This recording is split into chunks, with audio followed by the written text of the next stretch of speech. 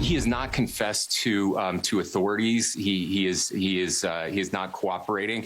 But all the people around him are cooperating. We can confirm that his roommate was indeed a boyfriend who is transitioning from male to female, and that he is cooperating with authorities.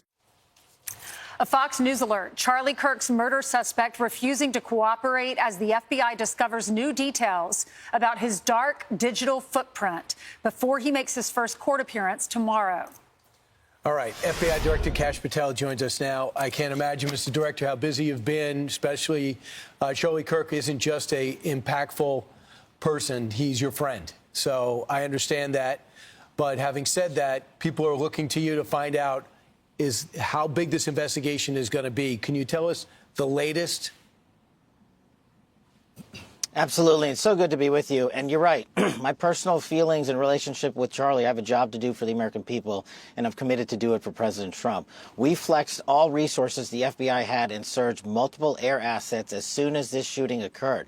We were cycling in agents, evidence response technicians, hostage rescue technicians, and special operators in and out of Utah, cycling evidence back and forth on these FBI planes as soon as we could so that there was no delay. And what we did once I got there, along with the deputy on the ground around 5 p.m. local on September 11th, was walk the entire crime scene, including the foots the suspect himself took. And what we learned was there was evidence, DNA evidence that could be collected and had been collected, including a screwdriver that was found on the rooftop. Also, we went over to the scene in the wooded area where the firearm was discarded. And the firearm had a towel wrapped around it. It's important. I'll get back to that later. I even walked into the wooded area in the ravine, so I knew from my investigative experience what I could bring to the table and what decisions I needed to make. And having the support of President Trump and the full support of the White House was what we needed for these resources to happen. And I can report today that the DNA hits from the towel that was wrapped around the firearm and the DNA on the screwdriver are positively processed for the suspect in custody. So, Mr. Director, that is vital. That is breaking news and vital information, because now you have the casings for the gun. So you connect the gun. Now you got his DNA on it. That's huge. But I also want to get to another part of it. I just got to interrupt. Sorry, I just got to interrupt. We have the DNA on the screwdriver that was found on the rooftop and the towel that the firearm was wrapped in. The firearm itself, this is a great point. Thanks for raising it. Yeah, no problem. That is being processed by ATF laboratories in Maryland, and I believe they'll speak to that at a later date when their process is incomplete. But I just want to let you know the FBI handled the screwdriver and the towel found on the scene. That is important clarification, Mr. Director. I want to get to the 20 members in that group chat. Have they been brought in from questioning? And the group chat that from our reporting that we're hearing is from after the assassination. Do you have the messages from before the assassination? Well, let me take a step back and tell you what we were doing while we were there and how we were led to the suspect so that this all fits into the puzzle. We, as soon as we learned of the shooting, we were able to, I think Charlie Kirk was shot at 12:23 local time on September 10th. By 12:39 p.m. local time, FBI assets were on scene securing the scene. We then launched at 10 a.m. the next day the first images of the suspect. Myself and the deputy arrived at 5 p.m. local time on September 11th.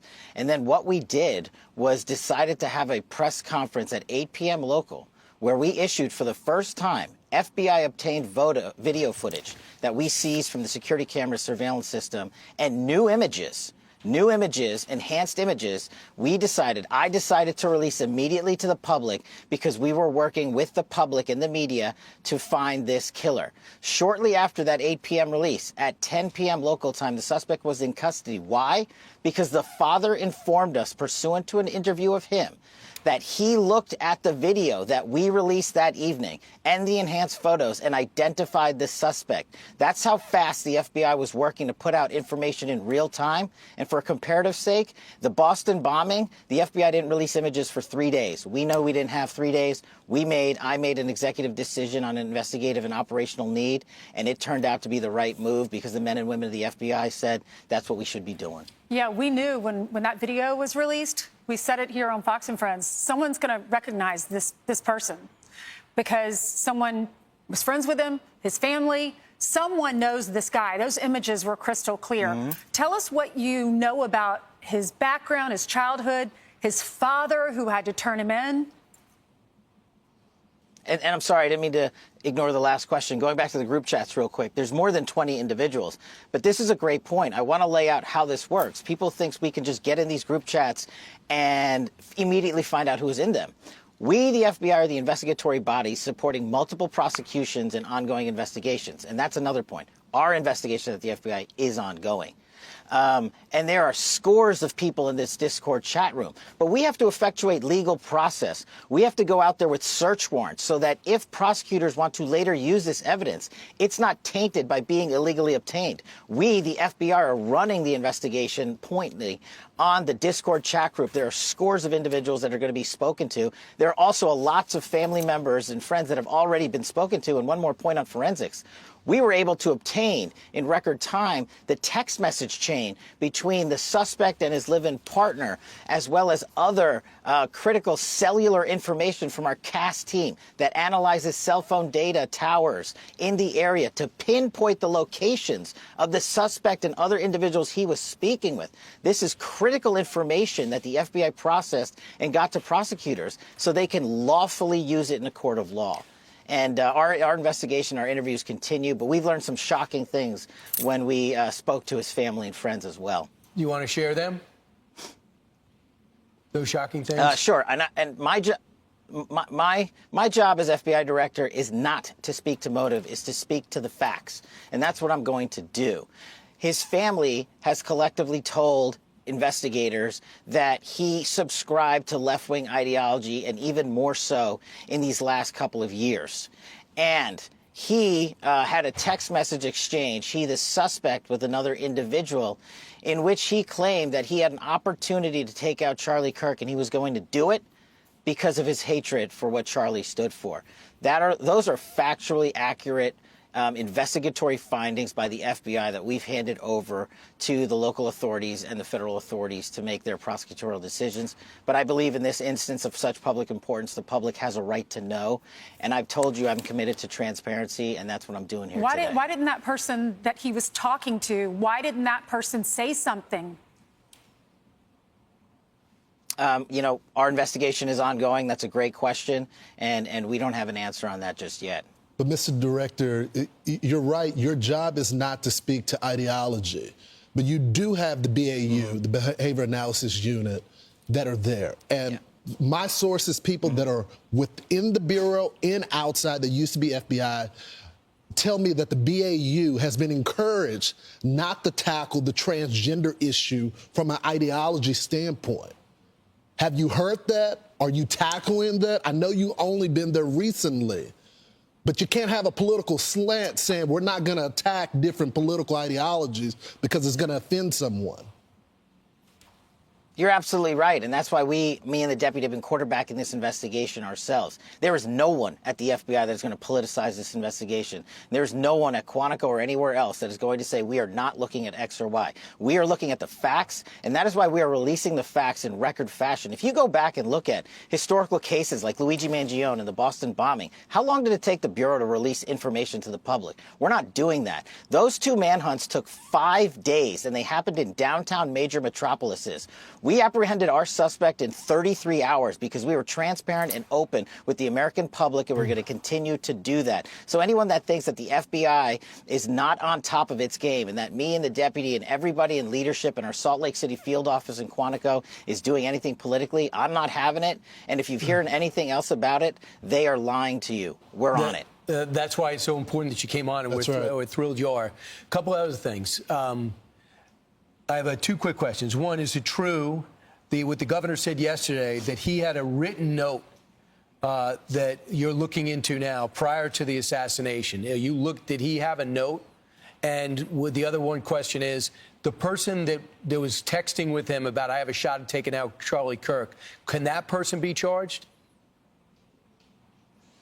So I'll take those in reverse. The charging decisions are up to our great partners at the Department of Justice and the Attorney General, who have been wonderful providing resources during this entire process, and we'll let them speak to any charging decisions. But we, the FBI, are investigating. As I said, our investigation is ongoing. We're interviewing dozens and dozens of suspects, subjects, witnesses, and the like, and continuing to examine forensic information, including cell phone data and DNA analyses. And once we make those findings handed over to our partners, as we're doing in real time, they'll make those decisions.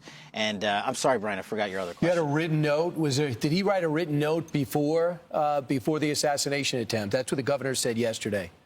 And what did that say, if you could share what I'm that able with to us? say, I'm sorry. So what I'm able to say is, I addressed it partially earlier, is that the written note, we believe, did exist, and we have evidence to show what was in that note, which is, and I'm going to summarize, basically saying, the suspect wrote a note saying, I have the opportunity to take out Charlie Kirk, and I'm going to take it. That note was written before the shooting. Evidence of its existence, we now have learned, existed before the shooting, was in the location in the suspect and partner's home. But we have since learned that the note, even though it has been destroyed, we have found forensic evidence of the note, and we have confirmed what that note says because of our aggressive interview posture at the FBI. So, Mr. Director, I'm curious, and there has been some criticism, so I appreciate you coming on our program and discussing it with our audience. Can you tell us what was happening on the ground? Apparently, according to sources, you weren't getting some information, you requested photos, and you were being stonewalled. Now, I think it's important to note there's always some sort of tension between local cops on the ground and the feds. They want to handle their own investigation, but of course, with an investigation of this magnitude, you have to step in, you have the resources. But can you explain, was it the local field office, was it the state police? What was going on?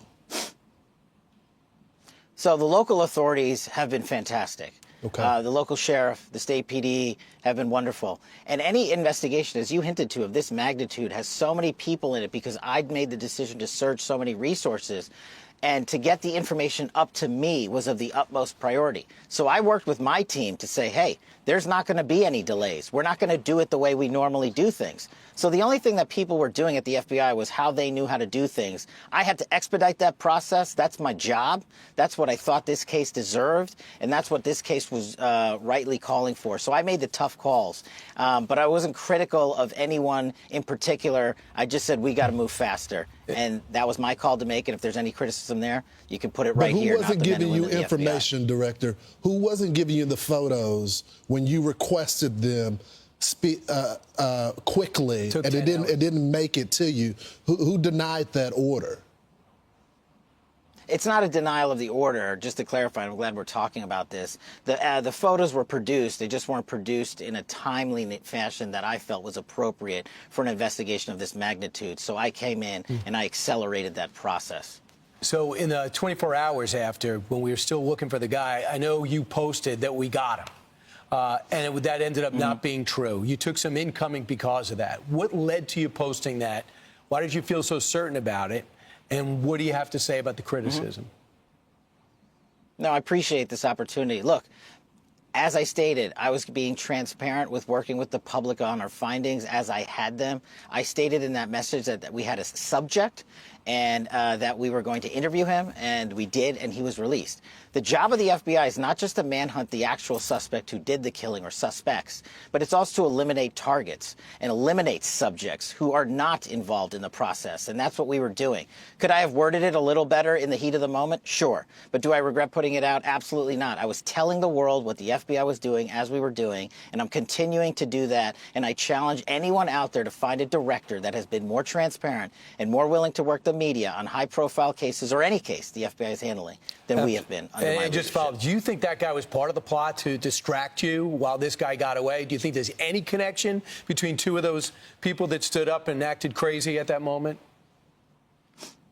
Well, as it's now been publicly reported, some of these people were taking claims for this horrific act of violence, and they had nothing to do with it. Others were working what we call a daisy chain analyses, and this is where the cell phone data dumps are so important. We're seeing who talked to who, not just in chat groups. We're seeing who texted who was around who. We're using our geofencing capabilities to map out exactly where individuals were, and then we're also getting into their personal cell phone information to say, were you calling so-and-so? Were you texting so-and-so?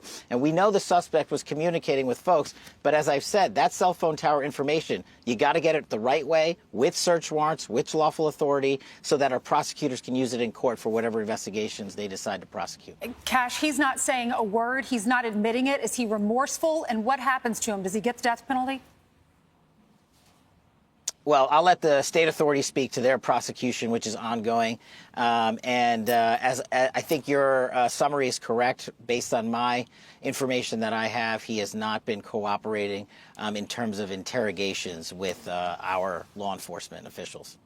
And, Mr. Director, we always appreciate it because every time there's silence, that's when the conspiracy theories pop up. Yeah. So we appreciate you coming out with us today and just telling people what you know. Appreciate Thanks, it. Mr. Director. Thank you so much. I'm Steve Doocy. I'm Brian Kilmeade. And I'm Ainsley Earhart. And click here to subscribe to the Fox News YouTube page to catch our hottest interviews and most compelling analysis.